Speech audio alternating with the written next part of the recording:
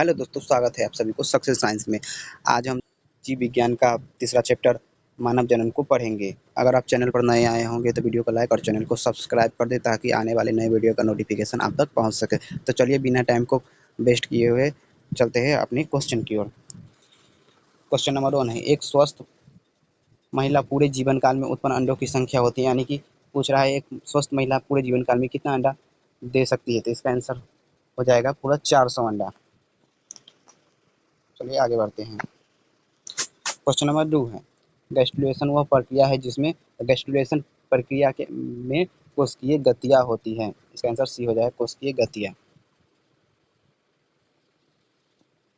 Question number 3 है, स्तनधारियों में निषेचन की संपन्न होती है, यानी फर्टिलाइजेशन संपन्न होती है। तो फर्टिलाइजेशन कहाँ, तो फिगर के माध्यम से आप सभी को बताते हैं। तो कुछ इस प्रकार के बना होता है मादा जनन तंत्र, कुछ इस प्रकार का रहता है और यहाँ से निकल रहता है, कुछ इसी प्रकार का रहता है,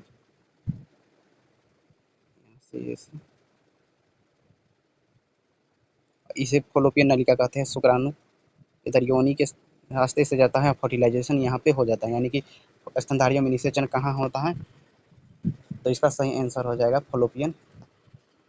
फॉलोपियन नलिका में होता है। स्तनधारियों में निषेचन फॉलोपियन नलिका में होता है। योनि तो एक सहायक अंग है। गर्भाशय में बच्चा रोपित होता है और अंडाशय से अंडा निकलता है। चलिए तो आगे बढ़ते हैं। गर्भाशय किससे संबंध है, तो इसका सही आंसर हो जाएगा स्त्री जनन तंत्र से गर्भाशय संबंधित है। क्वेश्चन नंबर 5 है, कोशिकीय अवस्था में भ्रूण को क्या कहा जाता है। कोशिकीय अवस्था में भ्रूण को मोडुला कहा जाता है।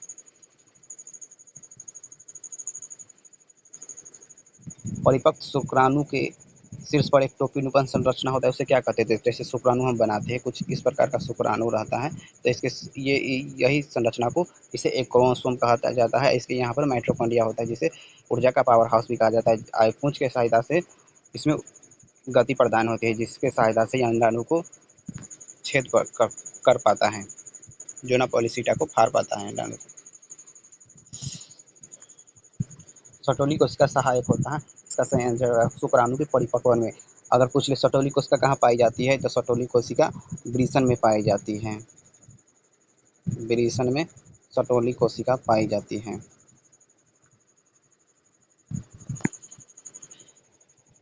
अंडाणु के भेदने के पूर्व शुक्राणु के परिपक्वन क्या कहलाता है। तो अंडाणु के भेदते पूर्व शुक्राणु के परिपक्वन कैपेसिटेशन कहलाता है। फॉलोपियन नलिका अंडाशय से फॉलोपियन नलिका का अंडाशय निकटतम भाग था, अंडाशय से निकटतम भाग संकीर्ण पट हो जाएगा, संकीर्ण पट।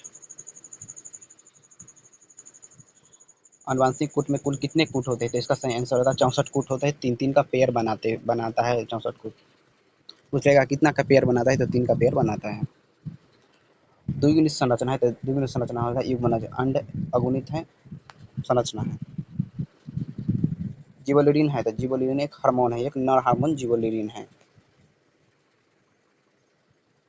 निम्नलिखित में से नर युग्मक से संयोग कर भ्रूणपोष बनाता है, तो द्वितीय केंद्रक नर युग्मक से संयोग कर भ्रूणपोष बनाता है। आप लोग भी कमेंट करते रहिएगा। मादा मानव के अंडाशय में अंडे निकलने की अंडा, यानी कि मादा मानव के अंडाशय से अंडे निकलना क्या कहलाता है, यानी मादा मानव के अंडाशय से अंडा निकलना क्या कहलाता है। क्वेश्चन इस प्रकार, इसका सही आंसर हो जाएगा अंडोत्सर्ग कहलाता है। लीडिंग कोशिका पाई जाती है, इसका सही आंसर हो जाएगा लीडिंग कोशिका वृषण में पाई जाती है, और सटोली कोशिका भी वृषण में पाई जाती है। मानव में निषेचन होता है, इसका सही आंसर हो जाएगा फॉलोपियन नलिका में निषेचन होता है। मानव में योनि एक सहायक अंग है, बच्चा रोपित होता है और अंडाशय में अंडा निकलता है, अंडाशय से अंडजनन द्वारा। किस हार्मोन द्वारा अंडोत्सर्ग नियंत्रित होता है, इसका सही आंसर होगा एफएसएच और एलएच हार्मोन द्वारा अंडोत्सर्ग का नियंत्रित होता है। आगे क्वेश्चन देखिए, ये बहुत बढ़िया क्वेश्चन। सटोली कोशिका पाई जाती है, इसका सही आंसर हो जाएगा सटोली कोशिका वृषण में पाई जाती है। मानव मादा के गर्भकाल कितना होता है, इसका सही आंसर हो जाएगा 9 माह का होता है, या 270 दिन का भी होता है। यदि 270 दिन आ जाए तो वो भी हो जाएगा। इसका सही आंसर कोरक की गुहा क्या कहलाता है, इसका सही आंसर हो जाएगा सिलोम हो जाएगा। बहुत सारे बुक में ब्लास्टोसिस्ट यानी कि गलत है, इसका सही आंसर होगा सिलोम। कोरक की गुहा सिलोम कहलाता है। स्तनपायी जीवों में नर हार्मोन की उत्पत्ति का स्तनपायी जीवों में नर हार्मोन की उत्पत्ति क्या होता है, वृषण या अंडकोश, इसका सही आंसर हो जाएगा। नर जनन कोशिका शुक्राणु उत्पन्न करते हैं, तो नर जनन कोशिका शुक्राणु जनन द्वारा शुक्राणु उत्पन्न करते हैं, मादा जनन कोशिका अंड जनन द्वारा अंडाणु उत्पन्न करता है। क्वेश्चन नंबर 23 है, एंड्रोजन किससे उद्दीपित होता है? एंड्रोजन किससे उत्पत्ति होता है? इसका सही आंसर हो जाएगा शुक्राणु जनन के से उद्दीपित करता है। परिपक्व मादा युग्मक बनने की प्रक्रिया को क्या कहते हैं? आगे ना क्वेश्चन, इसका सही आंसर हो जाएगा एंड जनन कहते हैं।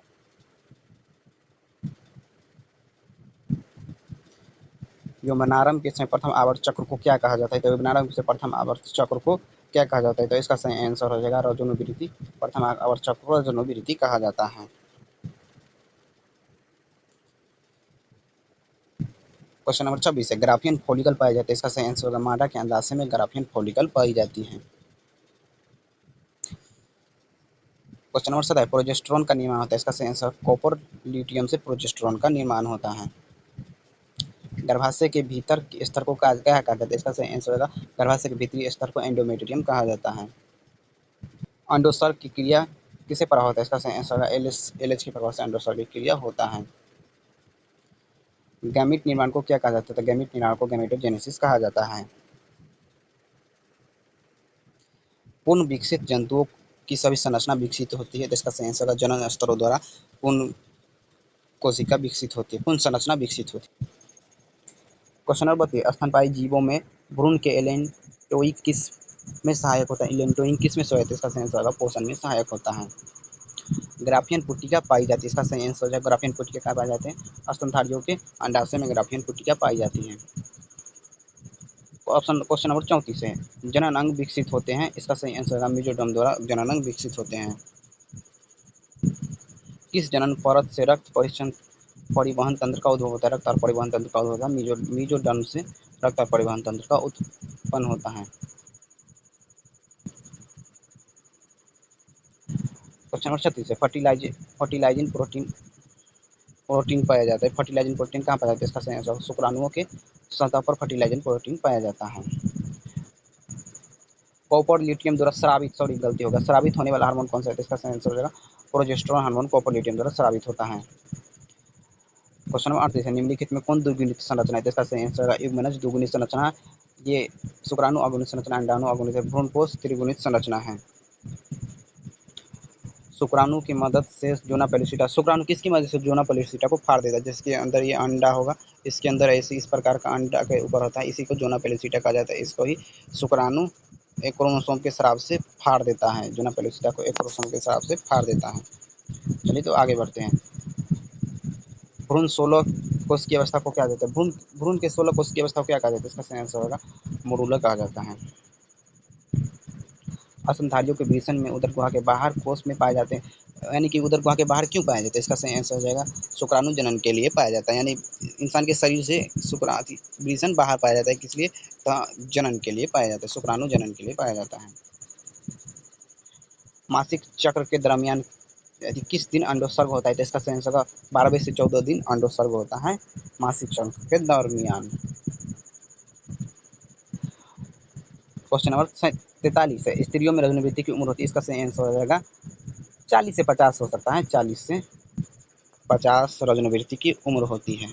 मान के चलिए 50, 400 अंडा देने की क्षमता होती है महिलाओं में। मनुष्य में निषेचित अंडाणु को विभाजन प्रारंभ होता है, तो जब जब जब अंडा फ्लोपियन नली में जाता है तब विभाजन प्रारंभ होता है। मासिक चक्र के दरमियान आरंभ में स्रावित होने वाला हार्मोन का क्रम है? तो इसका सही आंसर हो जाएगा एफएसएच, एस्ट्रोजन और प्रोजेस्टेरोन। इसका सही आंसर होगा सी। क्वेश्चन नंबर 46 है, नर हार्मोन की उत्पत्ति कहाँ से होती है? तो नर हार्मोन की उत्पत्ति वृषण से होती है। एक क्रोमोसोम किसका संभाग होता है? तो एक क्रोमोसोम मानव शुक्राणु के सिर का भाग होता है। एक क्रोमोसोम ये शुक्राणु हो जाएगा, ये हो जाएगा, इसके अंदर माइटोकॉन्ड्रिया वगैरह डीएनए वगैरह होता है, डीएनए होता है शुक्राणु में। उसके बाद ये छोटा सा इसे क्रोमोसोम कहा जाता है।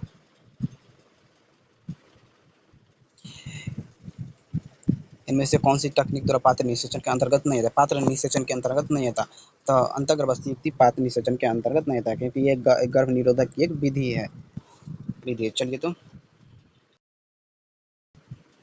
आप लोग सक्सेस साइंस परिवार को ज़्यादा से ज़्यादा सब्सक्राइब करके आगे बढ़ाइए, ताकि आप लोगों को अच्छा से अच्छा कंटेंट देने का हम कोशिश करेंगे। अगर वीडियो थोड़ा भी अच्छा लगा होगा ना, तो वीडियो को लाइक और चैनल को सब्सक्राइब कर दें, ताकि आने वाले नए वीडियो का नोटिफिकेशन आप तक पहुँच सके। वीडियो देखने के लिए धन्यवाद।